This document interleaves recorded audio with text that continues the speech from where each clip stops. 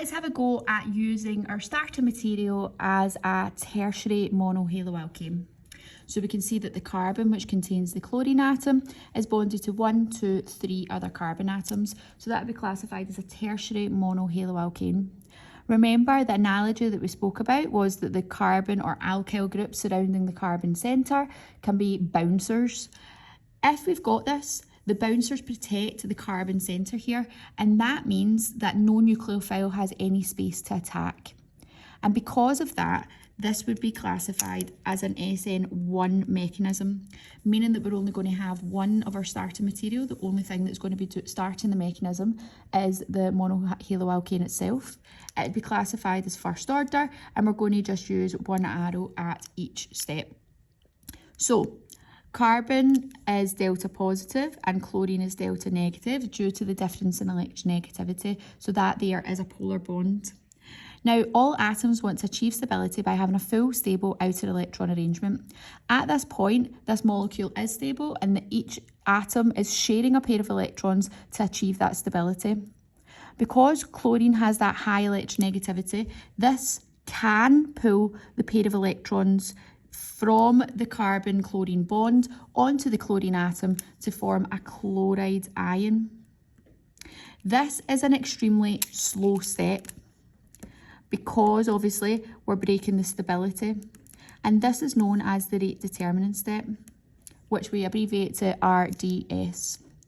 Now what that would result in is the carbon now losing one of its bonds to then only having 3 bonds, and therefore the bonds will be arranged in a trigonal planar arrangement, and that's when it is flat on one axis and has a bond angle of 120 degrees around about.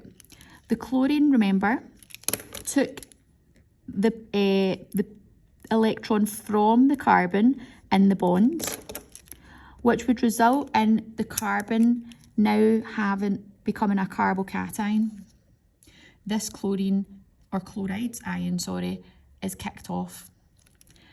This is when we could have our nucleophile. Now, a nucleophile can have a lone pair or a negative charge. So this time I'm going to show it having a negative charge. We know that opposites attract, so the pair of electrons from the nucleophile are going to be attracted to the carbocation centre. And this second step is extremely fast, okay? When we think about something being planar, it's on one axis, which means this positive charge can be felt at 180 degrees above and 180 degrees below if we have something which is flat on, for instance, the x-axis. So this is an extremely fast step, and that would result in the nucleophile substituting on to the position where the halogen atom was.